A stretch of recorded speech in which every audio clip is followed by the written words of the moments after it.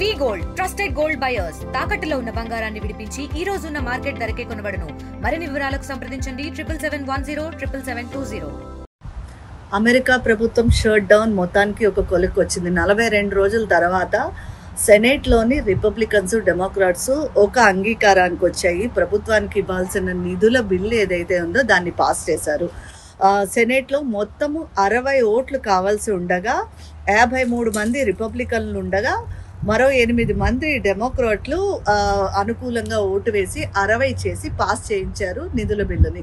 దీంతో అమెరికా ప్రభుత్వానికి నిధులు అందనున్నాయి. ఇక మీదట ప్రభుత్వం రన్ అవ్వడానికి ఆ నిధులు ఉపయోగించనున్నారు. ఇది మొదట ఇదే నిధుల బిల్లు రిపబ్లికన్లు డెమోక్రాట్లు ఒక నిర్ణయానికి రాకపోవటం వల్ల ఆగిపోయింది. దానివల్ల ప్రభుత్వం షట్ డౌన్ అయింది.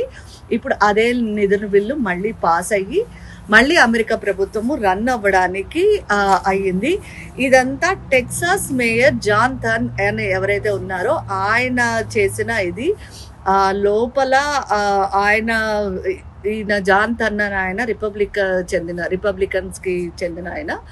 ఈయన డెమోక్రాట్స్తో మాట్లాడి ఒక 8 మందితోటి మాట్లాడి ఆ 8 మంది తమకు అనుకూలంగా ఓటు వేసేలా చేయడంలోని కీలక పాత్ర పోషించారని తెలుస్తోంది. దాని వలన నిన్న సెనేట్లో జరిగిన ఓటింగ్లోని మొత్తానికి అమెరికా ప్రభుత్వానికి కావాల్సిన నిధుల బిల్లు ఏదైతే ఉన్నదో అది అయితే రిజాల్వ్ అయింది. కానీ డెమోక్రాట్లు పట్టుబట్టిన ఒబామా ఏదైతే ప్రవేశపెట్టాడో ఆ ఆరోగ్య సంరక్షణ బిల్లు, ఆ బిల్లు మాత్రం ఇంకా అలాగే పెండింగ్లో ఉన్నది. దాని మీద కూడా మరొక 2 రోజుల్లో ఓటింగ్ జరుగుతుంది అని తెలుస్తున్నది. దీనికోసం ఇంకా డెమోక్రాట్లు పట్టుదలగానే ఉన్నారు. ఆ బిల్లును కూడా ఎలా అయినా పాస్ చేయించాలని అంటున్నారు. అయితే రిపబ్లికన్లు ఏం చేస్తారో తెలియటం లేదు. కానీ ఇప్పుడు అమెరికా ప్రభుత్వం షట్ డౌన్కి దానికి ప్రస్తుతానికి అయితే సంబంధం లేదు. ప్రభుత్వానికి కావాల్సిన నిధులు అయితే ఏవైతే ఉన్నాయో అవి అందుతున్నాయి. దానికి కావాల్సిన ఆ బిల్ అయితే పాస్ అయిపోయింది. ఈ వీకెండ్కి ఇవాళ ఇక్కడ మంగళవారము, ఈ వీకెండ్కి అంటే వచ్చే సోమవారం నుంచి అనుకోవాలి. వచ్చే సోమవారం నుంచి అమెరికా ప్రభుత్వము మామూలుగా రన్ అవుతుంది. ప్రభుత్వ కార్యాలయాలు, ప్రభుత్వ సేవలు అన్నీ నార్మల్ స్టేజ్కి వస్తాయి. దీని ద్వారా ఇప్పటి వరకు చాలా చోట్ల విమానాలు ఆగిపోయాయి. విమాన సేవలకి అంతరాయం కలిగింది. అలాగే చాలా చోట్ల ప్రభుత్వ ఆఫీసులన్నీ ఆగిపోయాయి.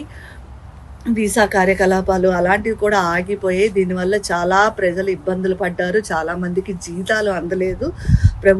ఫెడరల్ ఉద్యోగులు ఎవరైతే ఉంటారో వాళ్ళందరికీ జీతాలు అందలేదు. ఒక 4 రోజుల పాటు వాళ్ళందరూ ఇబ్బందులు పడ్డారు.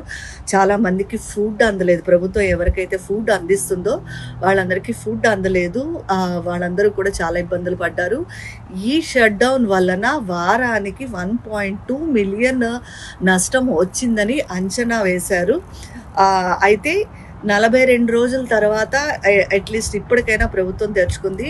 ఇప్పటి వరకు జరిగిన నష్టాన్ని ఇక మీదట పూడ్చుకోవచ్చు అని అమెరికా ప్రభుత్వం భావిస్తోంది. అలాగే మరొక విషయం ఏంటంటే అమెరికా చరిత్రలోనే ఇప్పుడు అయిన లాంగెస్ట్ షట్ డౌన్గా రికార్డు సృష్టించింది.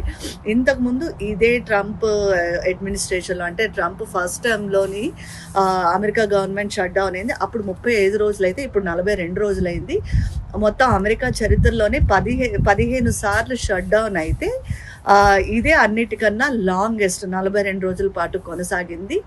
కానీ 42 రోజుల తర్వాత దీనికి కూడా తెరపడింది. మరొక వారం రోజుల్లో అంటే ఇంకొక 4 రోజుల్లోని అమెరికా ప్రభుత్వం తిరిగి నార్మల్గా పని చేస్తుంది. ఇది చాలా మందికి శుభవార్తనే చెప్పాలి. ఇక్కడ ప్రభుత్వ రంగంలో పనిచేస్తున్న వాళ్ళందరికీ ఇది చాలా పెద్ద శుభవార్త. వాళ్ళందరూ హాయిగా అమ్మయ్య ఇంకా మన జీవితాలు నార్మల్గా గడుపుకోవచ్చు అని అనుకునే సమయం ఇది. సో ఇక్కడ ప్రస్తుతానికి ఒక ఆనందకరమైన వాతావరణం నెలకొందని చెప్పాలి. Local to global news at your fingertips. మీ చేతిలో ఒక ఆయుధం. డౌన్లోడ్ రా టీవీ యాప్.